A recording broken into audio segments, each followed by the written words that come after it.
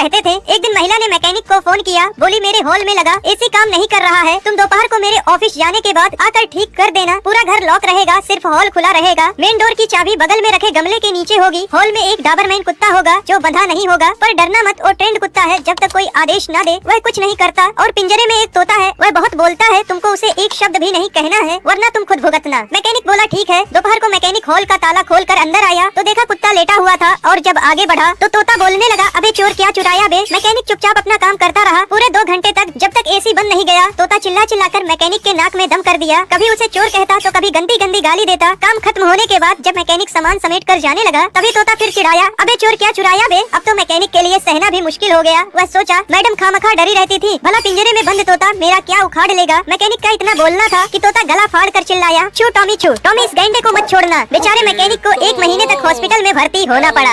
America में जब रात को कुत्ता भौंकता है तो लोगों को लगता है कि शायद उसे भूख लग रही है। जापान में जब कोई रात को कुत्ता भौंकता है तो लोगों को लगता है कि शायद कोई चोर आया है। और इंडिया में जब कोई रात को कुत्ता भौंकता है तो लोगों को लगता है इसको पक्का किसी की आत्मा दिख रही है।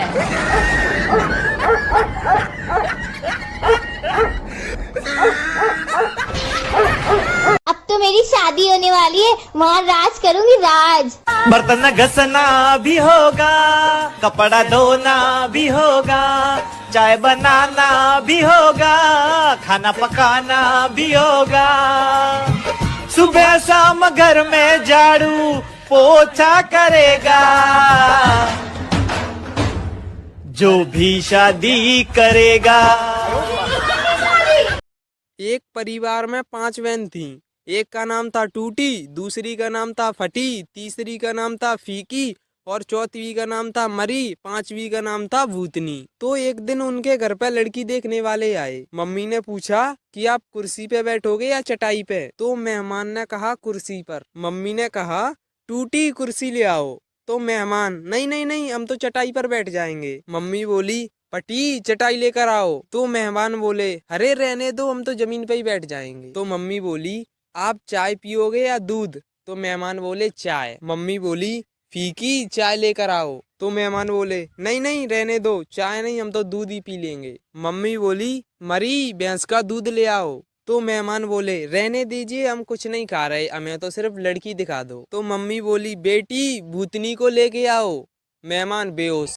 दोस्तों, एक कसाई के घर चूहा, कबूतर, मुर्गा और बकरा रहते थे। एक दिन कसाई चूहा पकड़ने के लिए एक चूहादानी ले आया। जब चूहे को यह बात पता चली तो वह भागा भागा कबूतर के पास गया और बोला, बहन मेरी मदद करो, कसाई चूहादानी लाया है, उस चूहेदानी को कहीं दूर फेंक आओ। कबूतर बोली, चूहेदानी से मुझे क्या खतरा, मैं क्यों फेंकूं। अब चूहा मुर्गे के पास गया। मुर्गा हंसकर बोला, ये तो मेरी समस्या नहीं है, तुझे खतरा है, तू जाकर फेंक। बेचारा चूहा दौड़ते हुए बकरे के पास गया। बकरा बोला, चूहेदानी में मैं थोड़ी फंसने वाला, मैं ऐसा बिल्कुल नहीं करूंगा। निराश होकर चूहा अपने बिल में चला गया। रात को अचानक खट की आवाज आई। कसाई की बीवी को लगा कि चूहा चूहेदानी में फंस गया है। वह चूहेदानी के पास जा रही थी, अचानक उसे सांप ने काट लिया। कसाई अपनी बीवी को वैद्य के पास ले गया। वैद्य बोला, इसे कबूतर का सूप पिलाओगे तो ठीक हो जाएगी। कसाई ने कबूतर का सूप बनाकर अपनी बीवी को पिला दिया। उसकी बीवी ठीक हो गई। कसाई ने अपनी बीवी के ठीक होने की खुशी में मुर्गे को काटा और खा गए। जब पड़ोसी को पता चला कि उनकी पत्नी ठीक हो गई है तो सब पार्टी मांगने घर आए और कसाई ने पार्टी में बकरा बनवा दिया। दोस्तों, यह वही कबूतर, मुर्गा और बकरा थे जो चूहे के मुसीबत के समय में